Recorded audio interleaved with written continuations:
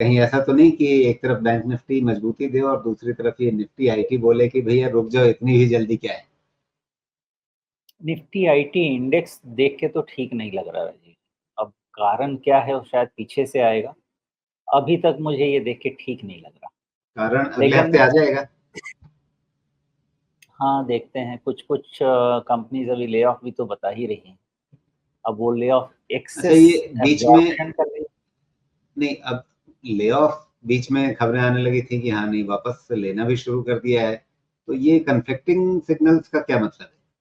नहीं, ये तो जिस दिन से मैंने नौकरी करना शुरू किया है उस दिन से देखा और यही समझ में आया है कि ये बिजनेस क्या होता है ना कि बिजनेस में कई सारे आपके डिवीजन सेगमेंट्स या सब बिजनेस सब सेगमेंट्स कह लें। तो किस समय कौन सा सेगमेंट अच्छा कर रहा है, कौन सा अच्छा नहीं कर रहा है, बिकॉज में बिजनेस में ये डिसीजन बहुत जल्दी लेना पड़ता है। मान लीजिए एक एग्जांपल ले लीजिए कि किसी कंपनी ने एक मॉल ही खोला है। अब वो मॉल में फुटफॉल है ही नहीं। अल्टीमेटली क्या है, मॉल या कोई भी उस तरह का रिटेल का बिजनेस जो है उसमें मेन आपका इंग्रेडिएंट क्या है? मेन इंग्रेडिएंट है लोकेशन। मतलब आप मुझे टॉप 5 पूछेंगे कि उसके लिए क्या है, तो लोकेशन है। अब एक लोकेशन पे आपने खोल तो दिया मॉल, लेकिन उसमें फुटफॉल ही नहीं है, तो आप करेंगे क्या? वो बंद करेंगे, लेकिन बंद तो करेंगे, बिज़नेस तो आपने करना है। तो फिर आप बेटर लोकेशन पे जाएँगे, वहाँ पे बिज़नेस करेंगे। तो ये वाले लोकेशन से अगर एक्सेस स्टाफ है, या तो आप दूसरे लोकेशन में अब्ज़ॉर्ब करेंगे या उससे ज़्यादा है तो इधर ले ऑफ करेंगे। और मान लेते हैं कि यहाँ के स्टाफ दूसरे जगह नहीं ले जाए जा सकते हैं, तो वहाँ पे रिक्रूटमेंट करेंगे। ये बिज़नेस का नेचर है। 2 रीज़न से मुझे ले ऑफ एंड उसके अगेंस्ट में न्यू रिक्रूटमेंट दिखता है। पहला रीज़न ये होता है कि हमने एक्सेस एब्ज़ॉर्प्शन कर लिया था, जो अब हम उसको कट डाउन कर रहे हैं, जिसको राइट साइज़िंग बोलते हैं। दूसरा, रिप्लेसमेंट के कारण कि एक जगह का बिज़नेस पे मुझे मैंने टेस्ट कर लिया। ये सब जैसे बारबेक्यू नेशन, ये सब आपने देखा होगा, अपने कई सारे रेस्टोरेंट्स बंद कर रहे हैं।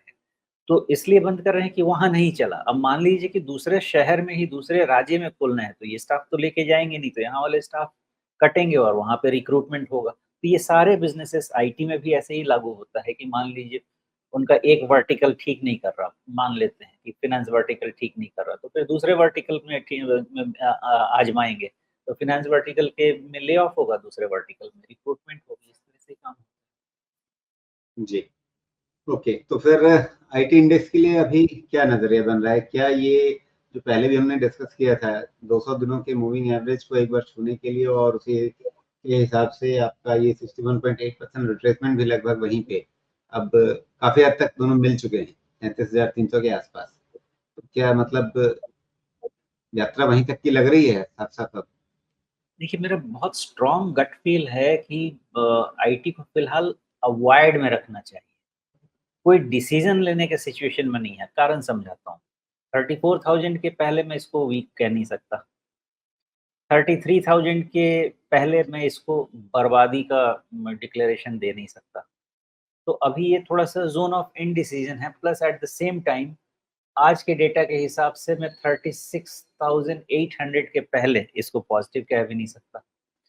तो अभी क्या है, ये टोटल से क्या ना वो चक्की में पिस रहा है हर तरफ से आईटी, तो डिसीजन मैं नहीं ले पा रहा हूँ। जिस दिन क्लैरिटी आएगी उस दिन डिसीजन लेंगे।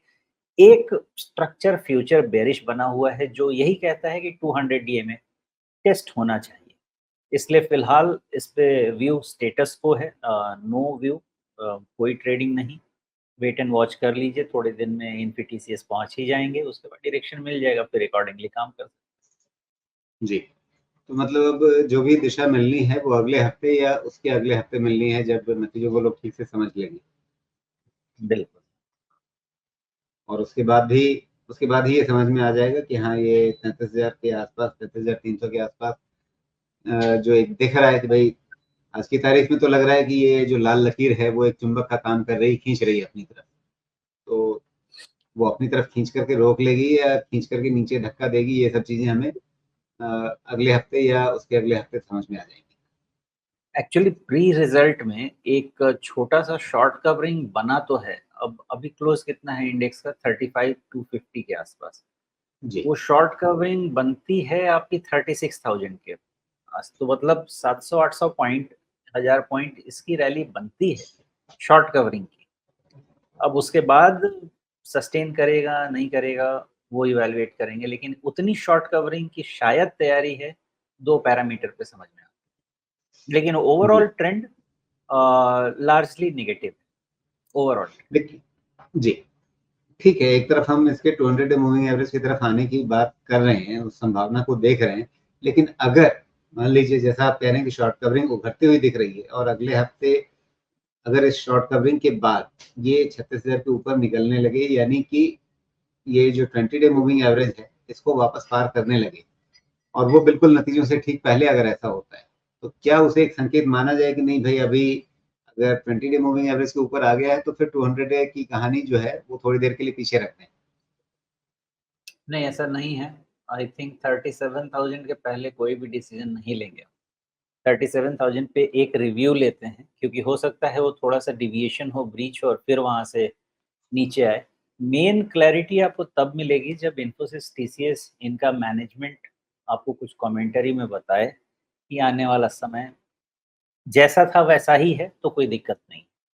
लेकिन तो अगर अगले ईयर हाँ, तो सारांश क्या ये है कि या तो 200 डे मूविंग एवरेज की तरफ जा रहे हैं या नतीजों के बाद अगर 50 डे मूविंग एवरेज के ऊपर टिक पाते हैं, इन दोनों में से क्या होता है इसको देखना है, उसके बाद फैसला लेना है। बिल्कुल, क्योंकि अभी डायरेक्शन है ही नहीं इंडेक्स। जी, चलिए तो ये रही आईटी की कहानी।